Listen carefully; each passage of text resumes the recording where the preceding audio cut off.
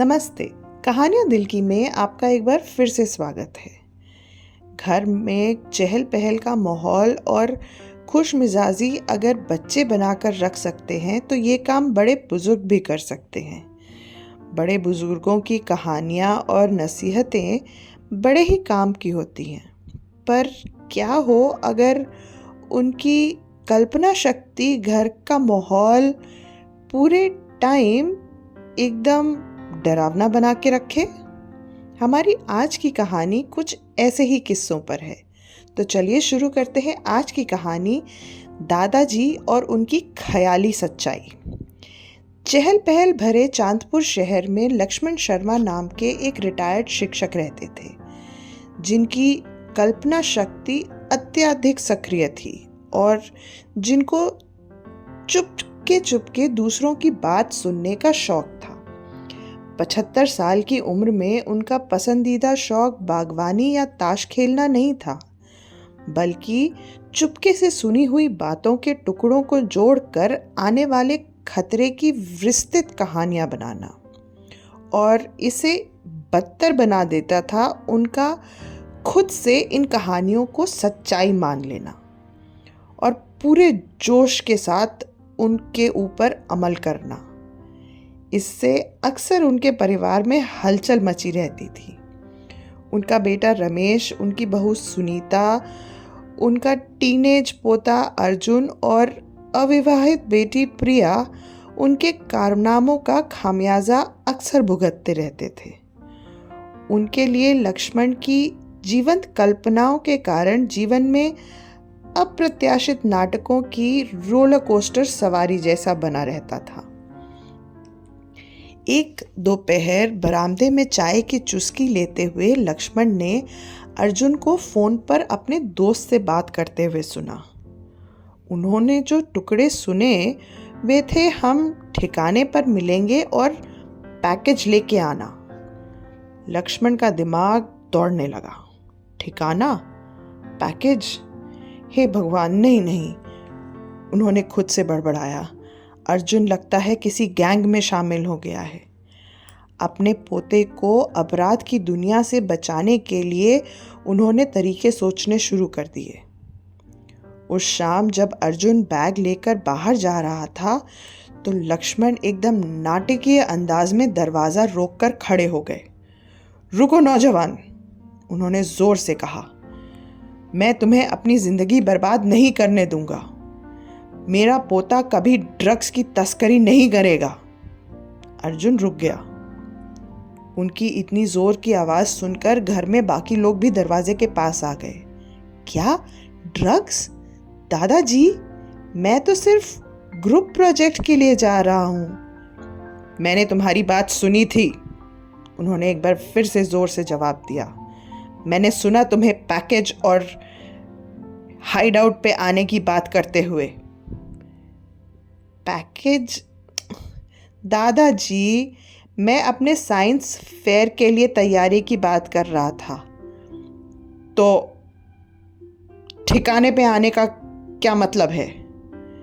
क्योंकि हम विक्रम के गैरेज में काम कर रहे हैं, अर्जुन ने चिढ़ते हुए जवाब दिया।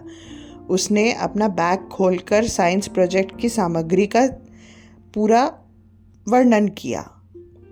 अपनी गलती समझते हुए लक्ष्मण ने गला साफ किया।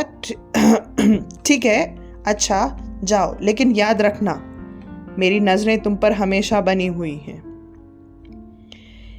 इस पूरी घटना पर अर्जुन महीनों तक दादाजी को उनकी गैंगस्टर सोच के लिए चिढ़ाता रहा। एक शाम जब लक्ष्मण लिविंग रूम के पास टहल रहे थे तो उन्होंने अपने बेटे रमेश को फोन पर बात करते हुए सुना। हाँ, ये योजना शुक्रवार के लिए तय है, किसी को मत बताना, ये एकदम गोपनीय है। गोपनीय योजना? ये तो जासूसी मिशन जैसा लग रहा है, लक्ष्मण ने सोचा और उनकी कल्पना ने उड़ान भर ली। उन्होंने रमेश को किसी गुप्त ऑपरेशन में शामिल देखना शुरू कर दिया जो राष्ट्रीय रहस्यों के लिए खतरनाक हो सकती है। अगले दिन जब रमेश ऑफिस में थे, लक्ष्मण ने जांच पड़ताल करने का फैसला किया। उन्होंने अपने बेटे की टेबल पूरी खंगाल डाली और उसमें एक फोल्डर पाया जिस पर लिखा था प्रोजेक्ट प्रपोजल। अंदर बजट विश्लेषण और मार्केट रिसर्च जैसे लेबल वाले दस्तावेज थे। लक्ष्मण ने हैरानी से कहा, मार्केट रिसर्च? ये तो मनी लॉन्ड्रिंग का ढोंग लग रहा है, इसमें कोई भी शक नहीं है। जब रमेश घर लौटा शाम को तो उसने अपने पिता को डाइनिंग टेबल पर एकदम गंभीर मुद्रा में बैठा पाया। हाथ में प्रोजेक्ट प्रपोजल का फोल्डर था। ये क्या है? इसके बारे में समझाओगे जरा? उन्होंने आंखें तीखी करते हुए कहा। रमेश ने फोल्डर देखा और कहा, ये मेरे ऑफिस का प्रोजेक्ट प्रेजेंटेशन का फोल्डर है। हम एक नया प्रोजेक्ट पिच कर रहे हैं, तो इसमें क्या गलत है? मुझसे झूठ मत बोलो, लक्ष्मण गरज पड़े।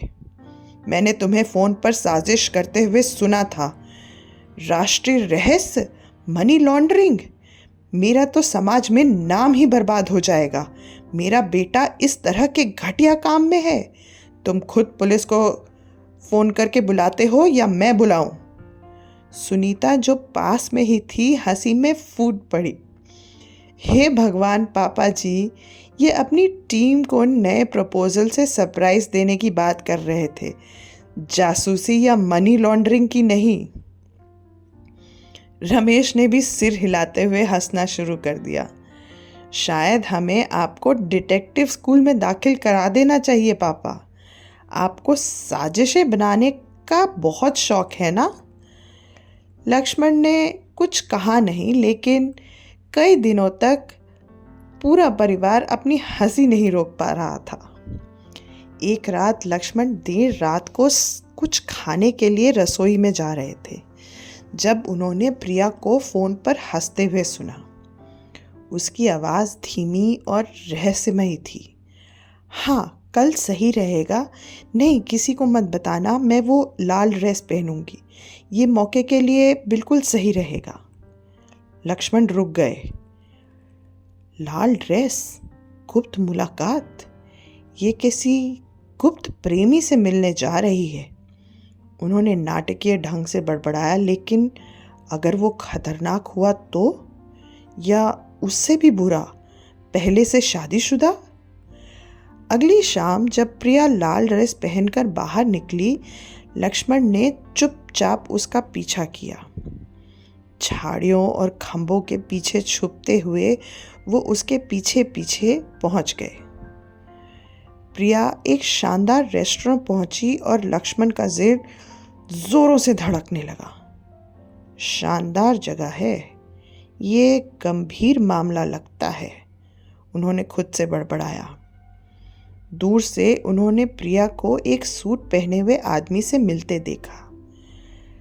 लक्ष्मण की कल्पना और तेजी से दौड़ने लगी। ये एक चालाक आदमी है, ये जरूर अमीर और धोखेबाज होगा। मैं आज इसे बेनकाब करके रहूंगा। और खुद को रोक न पाए और लक्ष्मण सीधे रेस्टोरेंट के अंदर घुस गए। उस आदमी की ओर एक नाटकीय अंदाज में हाथ बढ़ाते हुए उन्होंने कहा, मेरी बेटी से दूर रहो तुम धोखेबाज। ये सुनकर प्रिया ने अपना चेहरा अपने हाथों में छुपा लिया। पापा, आप यहाँ क्या कर रहे हैं? मैं तुम्हें बचा रहा हूं, लक्ष्मण ने घोषणा की। ये आदमी कुछ छुपा रहा है। वो बेचारा आदमी पूरी तरह से भौचक्का रह गया। प्रिया ने धीमे स्वर में कहा, पापा, ये मेरे बॉस हैं मिस्टर कपूर, और यहाँ हम काम के लिए डिनर पर आए हैं। लक्ष्मण ने पलक झपकाते हुए थोड़ा सा सर को खुजाते हुए कहा, बॉस, काम से डिनर? मिस्टर कपूर, जिनको बात समझ में आ गई, अब हंसते हुए बोले, आपके पिताजी काफ़ी भावुक हैं प्रिया। रेस्टोरेंट में ठहाके गूंज उठे और प्रिया ने अपने पिता को बाहर निकालते हुए घर लेकर आ गई। परिवार लक्ष्मण के गुप्त बचाव मिशन के बारे में चिढ़ाने से नहीं रोक पाया खुद को। प्रिया ने मजाक में कहा, अगली बार पापा एक साइन बोर्ड लगा के घूमूंगी सर पर कि काम से जा रही हूं। अब तक परिवार ने लक्ष्मण की अजीबोगरीब कल्पनाओं की उम्मीद रखना शुरू कर दिया था।